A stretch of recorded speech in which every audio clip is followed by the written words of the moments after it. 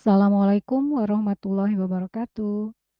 Selamat pagi anak-anak Ibu semua, bertemu kembali di mata pelajaran Ibu, yaitu mata pelajaran sosiologi. Nah, pada pertemuan hari ini kita akan melanjutkan kembali materi tentang penelitian sosial.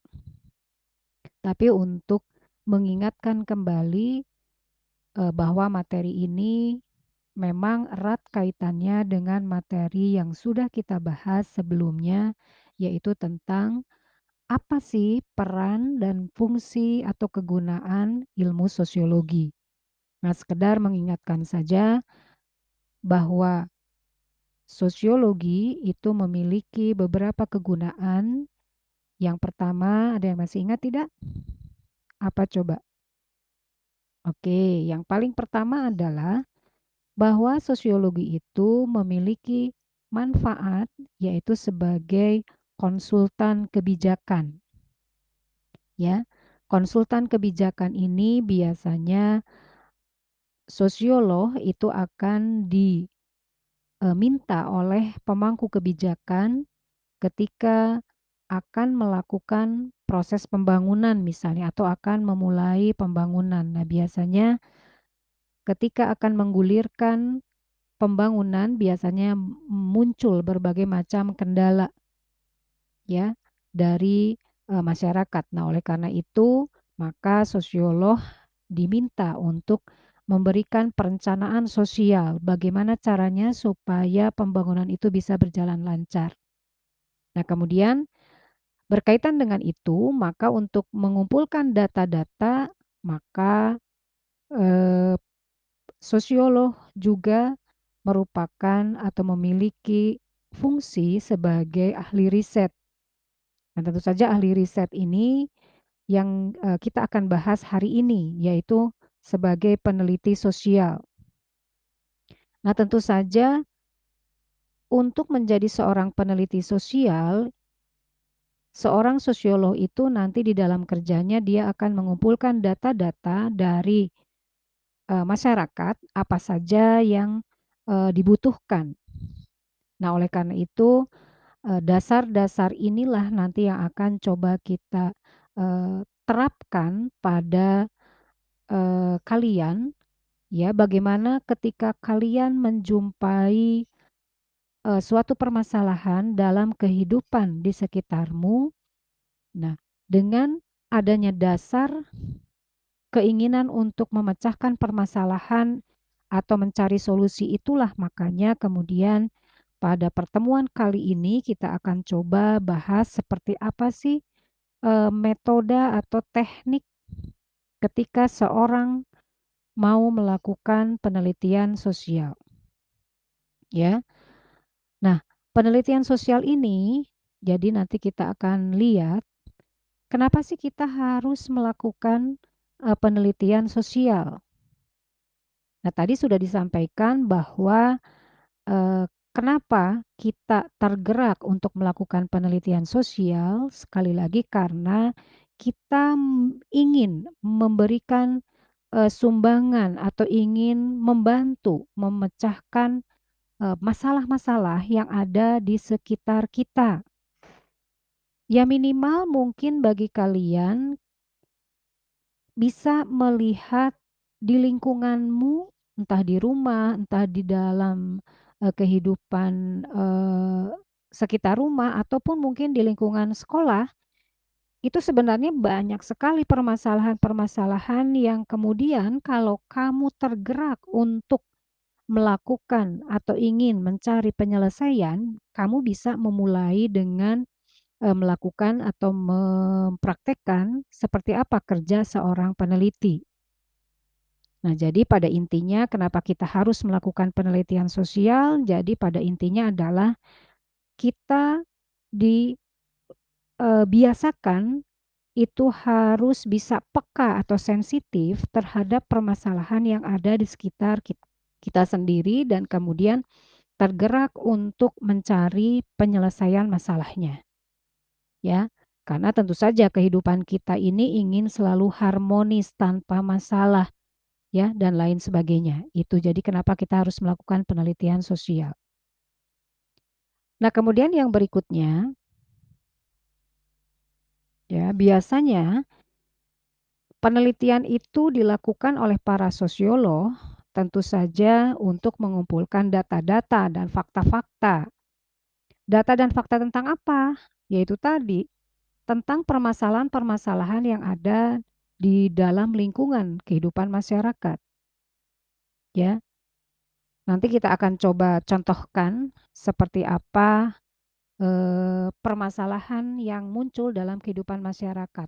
Atau kalau mau kamu ingat kembali pada materi objek kajian sosiologi, bahwa objek kajian sosiologi itu adalah mempelajari masyarakat dengan segala permasalahannya, ya. Nah, kalau kamu mau contohkan kira-kira apa saja sih permasalahan yang ada dalam kehidupan masyarakat?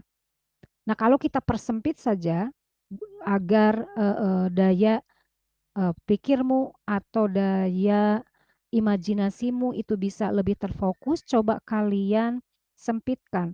Apakah di dalam kehidupan pembelajaran atau dalam kegiatan pembelajaran saat PJJ atau di saat pandemi ini banyak masalah nggak? Coba ada yang bisa menyebutkan? Apa sih permasalahan-permasalahan yang muncul? Oke, bisa? Antara lain apa? Misalnya kendala kuota. Ketika kita mau melakukan pembelajaran terkendala dengan kuota. Atau misalnya terkendala dengan gadget atau HP atau laptop misalnya. Atau yang berikutnya misalnya kurang konsentrasi karena biasanya tatap muka dipandu guru berhadapan langsung. Nah, kalau di saat pandemi mungkin karena harus belajar sendiri, mungkin masalah konsentrasi itulah yang kemudian menjadi masalahmu sehingga kemudian agak sedikit tidak bisa mengikuti pembelajaran dengan baik dan segudang lagi permasalahan yang lain. Nah, kalau kamu mau inventarisir, nah itu boleh kamu jadikan sebagai tema atau masalah penelitian nanti, ya. Nah, yang berikutnya, hal apa saja yang mendorong sosiolog melakukan penelitian? Jadi, seperti tadi yang diuraikan bahwa seseorang melakukan penelitian biasanya karena ada keinginan untuk memecahkan permasalahan sosial atau ada minat, ya. Minat inilah yang utama yang harus dimiliki oleh seorang peneliti. Minat, imajinasi itu daya pikir kritis maksudnya, ya. Dan rasa ingin tahu itulah yang mendorong seorang peneliti melakukan penelitian. Jadi sekali lagi, sensitivitas itu terhadap permasalahan yang pengen ditumbuhkan dalam diri kalian. Ketika menemukan permasalahan sosial yang ada di sekitarmu, kamu tergerak, berminat, dan kemudian memainkan daya pikir yang kritis, gimana caranya melakukan atau menyelesaikan masalah itu, dan kemudian juga ada rasa ingin tahu, kenapa sih bisa ada permasalahan ini. Nah, inilah biasanya yang begitu amat dijadikan sebagai hal yang bisa mendorong seseorang melakukan penelitian. Nah, mudah-mudahan bisa difahami ya dan mudah-mudahan itu pun muncul dalam diri kamu. Nah, berikutnya sekarang kita masuk ke tahap-tahap penelitian. Nah, tahap penelitian itu ada berapa sih? Nah, nanti kita akan uraikan satu persatu. Nah, yang paling pertama, tahap pertama seperti yang tadi sudah disampaikan, kenapa orang melakukan penelitian? Karena kita sadar atau kita menemukan masalah yang ditemukan dalam lingkungan kita, ya. Nah, biasanya sumber-sumber masalah itu menginspirasi seorang peneliti bisa dari literatur karena dia membaca referensi mungkin, dia membaca laporan-laporan, ya, atau juga dari karena dia menonton televisi, dia mendapatkan informasi dari media sosial, itu biasanya menjadi sumber masalah yang kemudian dijadikan oleh peneliti sebagai topik penelitian. Nah, yang kedua bisa dari pengalaman di lapangan atau pengalaman sehari-hari si peneliti. Ya, misalnya kamu melihat di sekeliling saya atau di sekitar rumah saya, masyarakat itu dengan seenaknya membuang sampah. Misalnya kebetulan di rumah kamu di belakangnya ada sungai. Nah, itu misalnya masyarakat di sekitar sana itu begitu mudahnya mereka membuang sampah ke sungai tanpa ada rasa bersalah. Nah, itu berarti pengalaman. Kamu melihat kenapa sih kayak gitu ya? Nah, maka kemudian kamu tergerak untuk melakukan penelitian. Nah, kemudian yang berikutnya bisa dari karena kamu melakukan pengamatan atau wawancara mungkin, atau yang berikutnya juga mungkin karena dari hasil pemikiran kamu sendiri.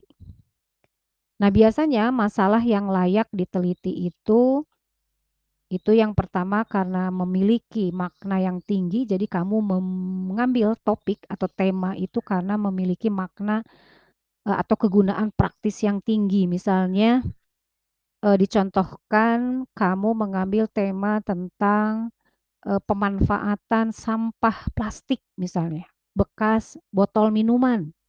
Nah, karena misalnya di sekolahmu kebetulan sudah diperbolehkan tatap muka kembali, misalnya dengan seenaknya siswa itu membuang sampah plastik itu bukan pada tempatnya, atau mungkin karena mereka kurang punya kepekaan atau kesadaran. Nah, dari situlah maka kemudian kamu tergerak untuk melakukan penelitian bagaimana caranya ya memanfaatkan sampah plastik tersebut. Nah, itu biasanya yang menjadi inspirasi, ya. Kemudian juga biasanya masalah yang layak diteliti itu yang kemudian untuk mengumpulkan data-datanya memang mudah dijangkau atau didapatkan. Itu yang menjadi tahap pertama. Jadi sekali lagi tahap pertama ini adalah kamu harus tentukan dulu topiknya atau temanya apa yang akan diteliti. Ya, bisa difahami? Nah, kemudian yang kedua, tahap kedua adalah melakukan studi pendahuluan. Nah, studi pendahuluan ini fungsinya untuk apa? Studi pendahuluan ini biasanya dijadikan sebagai informasi awal ketika peneliti sudah menentukan tema atau topik penelitian, dia akan melakukan dulu mencari informasi awal tentang data-data atau tentang permasalahan tersebut kira-kira layak akan diteruskan tidaknya, ya, karena misalnya mudah menemukan data-datanya, ya, kemudian referensi-referensinya juga mencukupi. Ya, nah itulah yang kemudian dilakukan pada studi pendahuluan. Jadi studi pendahuluan ini biasanya seorang peneliti membaca terlebih dahulu buku-buku atau hasil penelitian orang lain yang terkait dengan topik yang sama dengan punyamu. Tujuannya adalah sebagai pembanding, sebagai data-data atau masukan-masukan awal, begitu ya. Nah, tahap ketiga ini adalah membuat rumusan masalah. Nah, biasanya rumusan masalah ini dirumuskan dalam bentuk kalimat tanya, ya. Nah, kenapa dalam kalimat tanya? Karena inilah titik awal kamu melakukan penelitian. Misalnya tadi kamu di topik di tahap pertama menentukan atau merumuskan atau menemukan permasalahan tentang limbah plastik bekas botol minuman, ya. Nah, kemudian kamu tergerak ingin memanfaatkannya. Bagaimana caranya supaya limbah plastik botol minuman itu punya daya guna atau punya daya jual.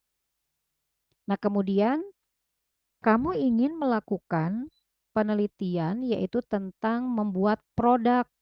Bagaimana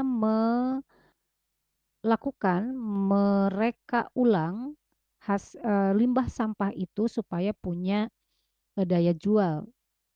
Maka kemudian di dalam rumusan masalahnya adalah bagaimana cara memanfaatkan limbah plastik botol minuman agar memiliki nilai ekonomi.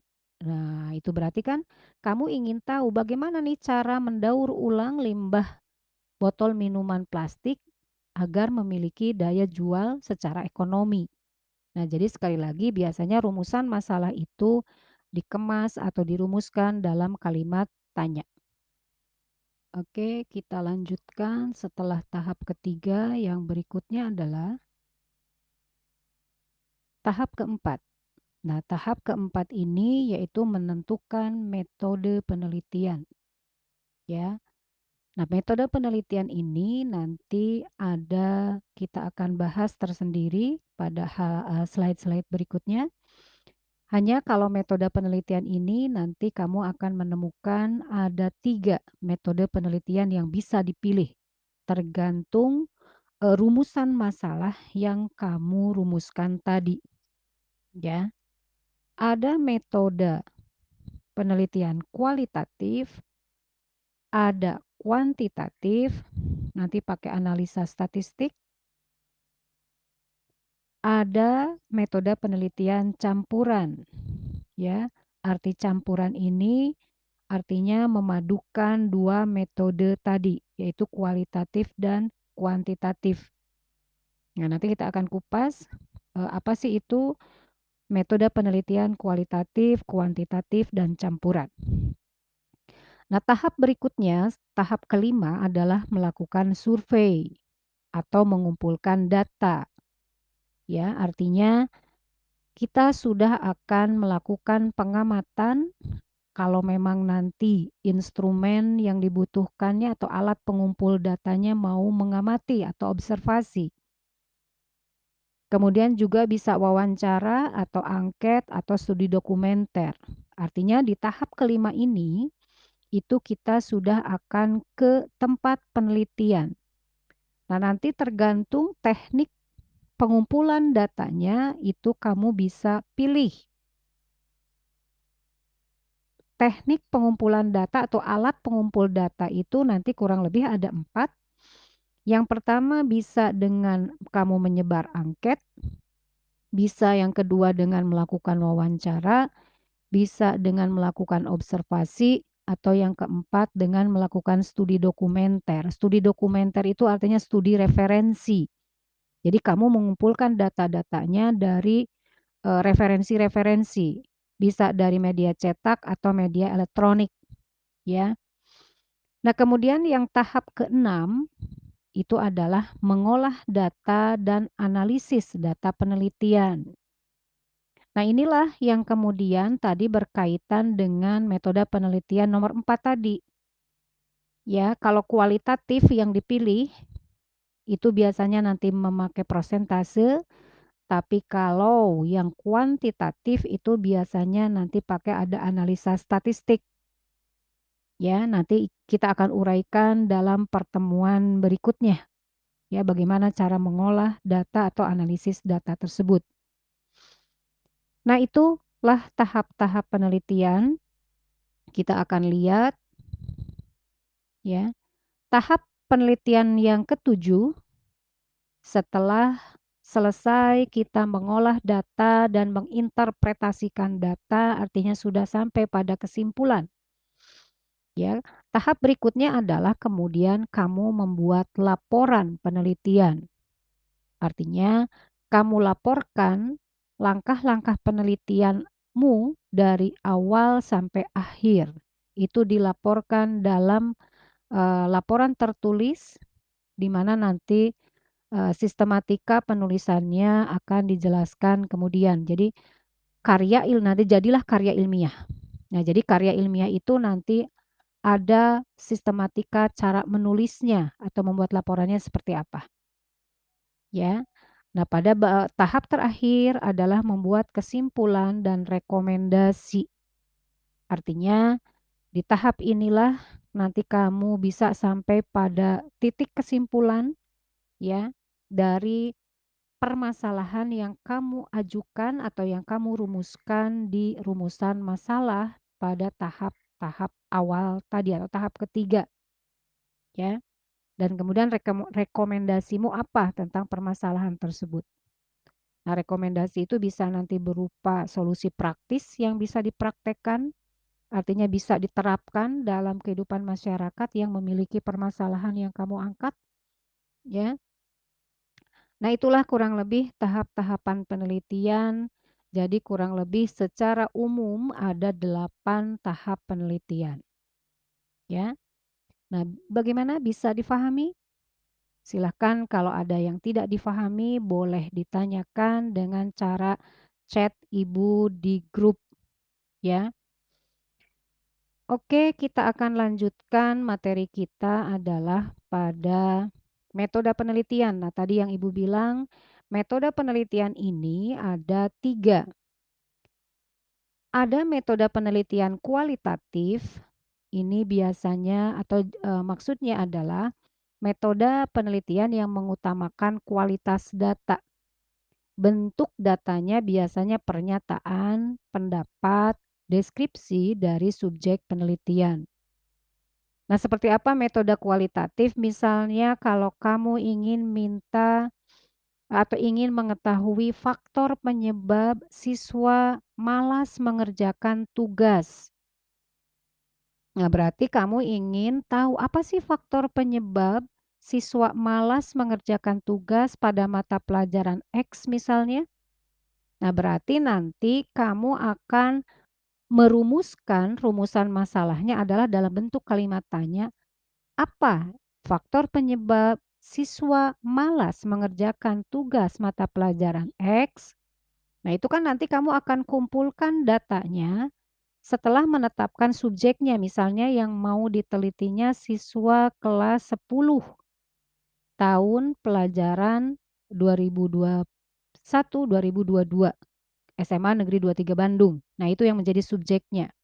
Nanti kamu akan menanyakan pada siswa, misalnya kalau siswa kelas 10 itu banyak jumlahnya, misalnya kurang lebih ada 300-an, instrumen pengumpul data yang bisa dipakai dengan cepat bisa menjangkau jumlah populasi yang banyak, misalnya kamu dengan sebar angket. Nah, apa yang ditanyakan ya di angket itu? Ya, itu tadi yang dalam rumusan, apa faktor penyebab siswa malas? Nah, dan seterusnya di pertanyaan angket itu nanti ada beberapa pertanyaan yang nanti menggiring eh, eh, pertanyaan ke arah yang dirumuskan dalam rumusan masalah. Nah, itu yang disebut metode penelitian kualitatif. Jadi metode penelitian kualitatif ini biasanya penelitiannya pun berjenis satu variabel atau satu masalah, ya. Nah, biasanya ini nanti eh, cara mengolah datanya biasanya pakai prosentase. Jadi nanti berapa yang menjawab faktor malasnya karena tidak punya buku, misalnya kalau jawaban mereka karena nggak punya kuota atau mungkin eh, eh, eh, tidak memiliki buku-buku referensi. Nah, itu nanti bisa dipresentasikan ada berapa yang menjawab, ya. Nah, kemudian yang kedua, metode penelitian yang kedua itu adalah metode penelitian kuantitatif. Nah, metode penelitian kuantitatif ini biasanya menguji teori tertentu dan mencari data penelitian dengan cara meneliti hubungan antar variabel. Tadi sekali lagi kalau arti variabel itu masalah, pengen dihubungkan. Nah, misalnya contohnya atau ciri-ciri penelitian kuantitatif atau yang menggunakan dua variabel ini biasanya dalam judul penelitiannya dimulai dari kata pengaruh X terhadap Y. X variabel 1, Y variabel 2. Kita contohkan misalnya pengaruh PJJ atau pengaruh pembelajaran jarak jauh terhadap konsentrasi belajar siswa. Bisa diikuti? Ibu ulangi, contohnya penelitian pengaruh pembelajaran jarak jauh terhadap konsentrasi belajar siswa. Ya, berarti ada dua variabel. Variabel satu adalah PJJ, variabel kedua adalah konsentrasi belajar. Pengen dihubungkan? Ada hubungan nggak sih? Nah, biasanya penelitian yang memakai 2 variabel, bisa lebih sebenarnya variabelnya, itu adalah nanti cara mengolahnya memakai uji statistika. Karena nanti dalam rumusan pertanyaannya atau rumusan masalahnya, itu akan dirumuskan adakah hubungan atau adakah pengaruh PJJ terhadap konsentrasi belajar. Berarti kan pengen tahu ada pengaruhnya nggak sih? Nah, pengaruhnya itu nanti seperti apa? Kuat sekalikah, sedangkah, atau rendah? Nah, biasanya kamu kemudian rumuskan juga dalam hipotesa. Ya, hipotesa itu dugaan awal atau jawaban sementara si peneliti. Kamu berhipotesa misalnya karena sudah melakukan studi pendahuluan, masih ingat tahap kedua itu studi pendahuluan, kamu mengumpulkan data-data bahwa ternyata data di lapangan ditemukan bahwa konsentrasi belajar siswa itu rendah ketika PJJ, ya.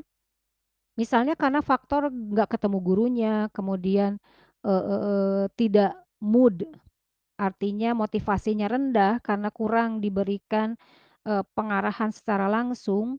Nah, berarti kamu nanti akan rumuskan dalam hipotesa itu nanti bisa memakai hipotesa kerja atau hipotesa O atau hipotesa nol.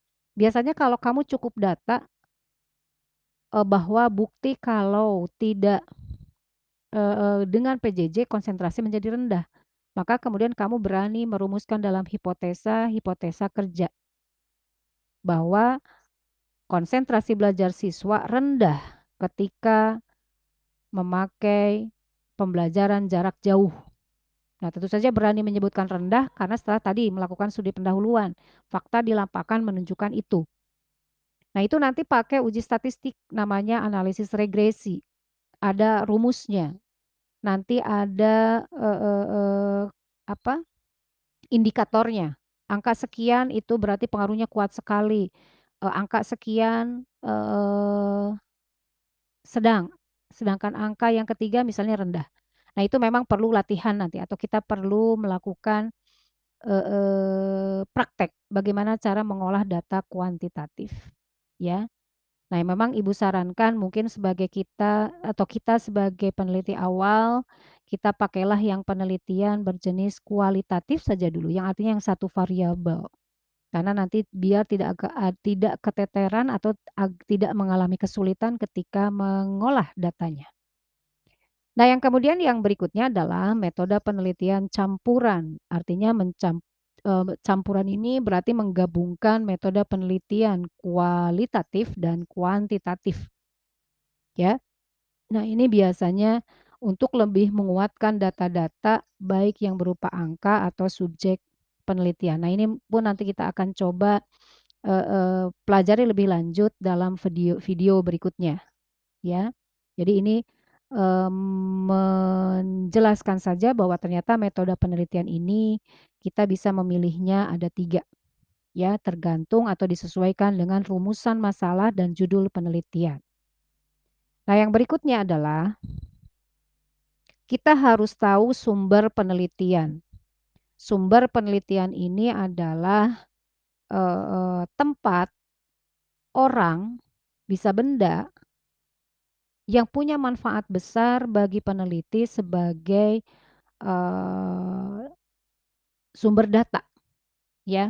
Artinya sumber data yang kita butuhkan untuk mendapatkan jawaban atas rumusan masalah. Nah, ini dibagi ada 3, ada primer dan sekunder, kuantitatif dan kualitatif, ada internal dan eksternal. Nah, kalau sumber penelitian primer, artinya primer ini kita mendapatkan data dari sumber asli atau sumber utama, kamu sendiri yang mengumpulkannya. Misalnya, kamu ingin mengumpulkan data balita di RT-mu. Kebetulan ada 50 kakak. Contoh ini ya. Nah, berarti kamu untuk mendapatkan data berapa balita di RT-mu, kamu door to door, ya, bertanya pada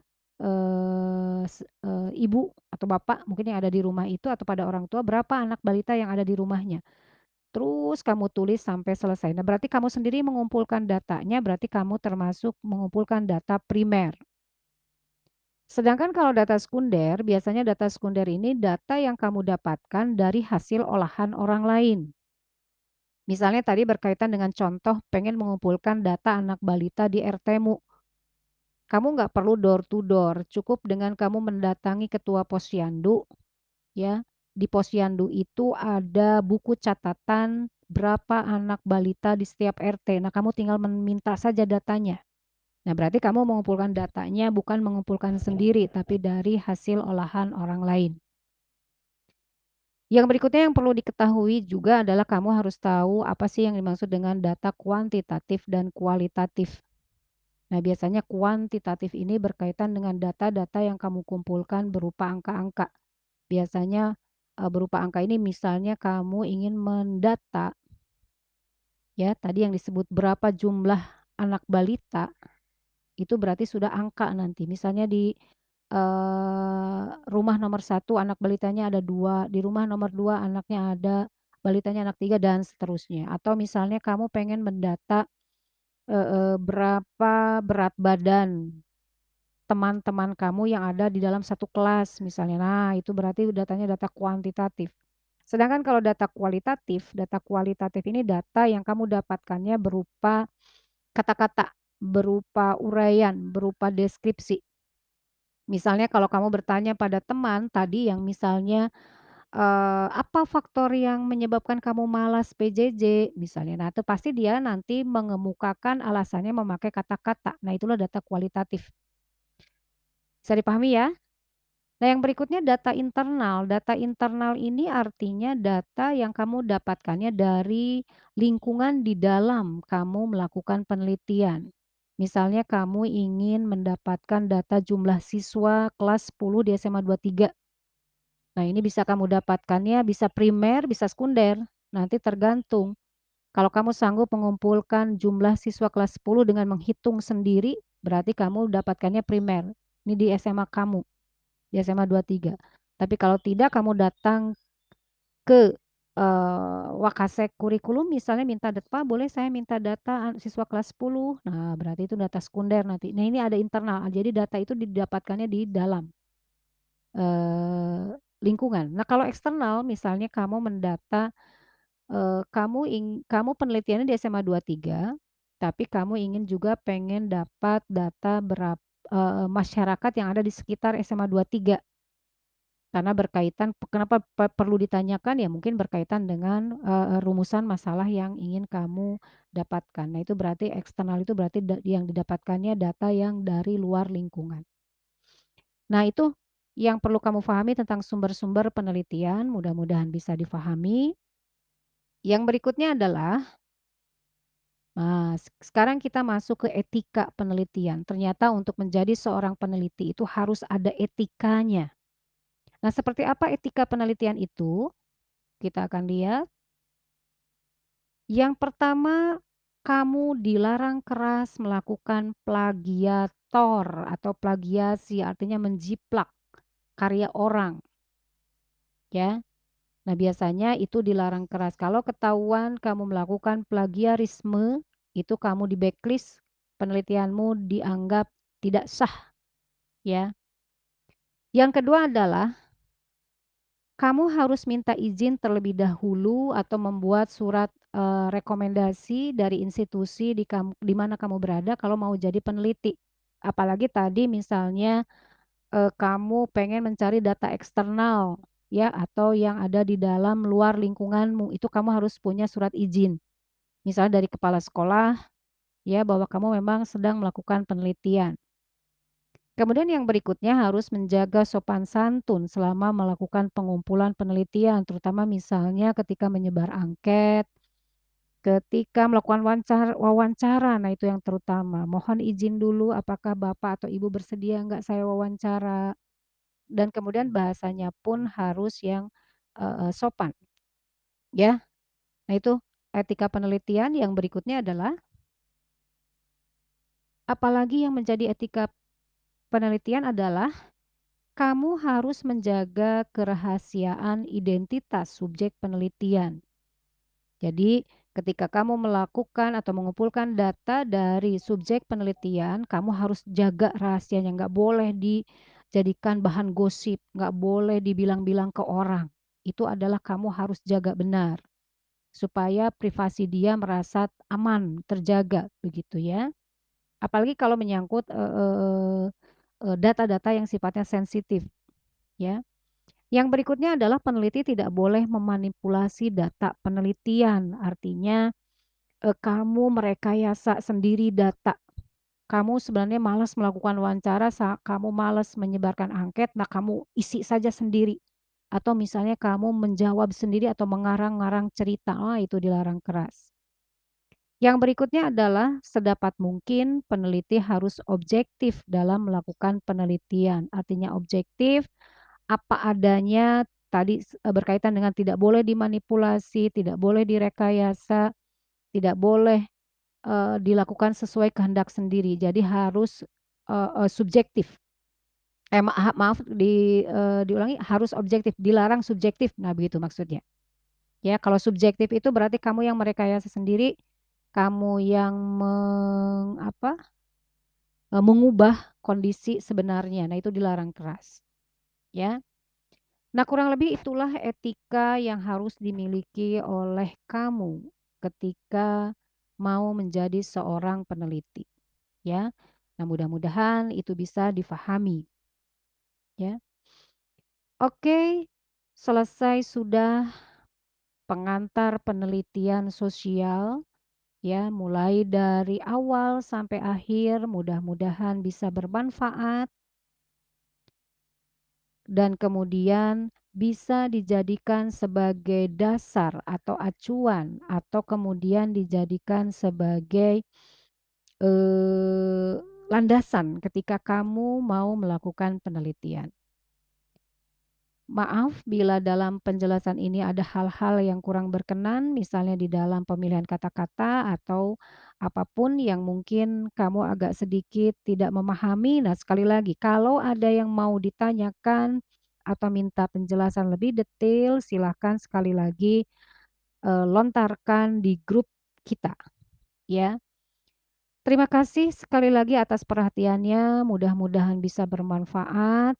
Akhirul kalam, Assalamualaikum warahmatullahi wabarakatuh.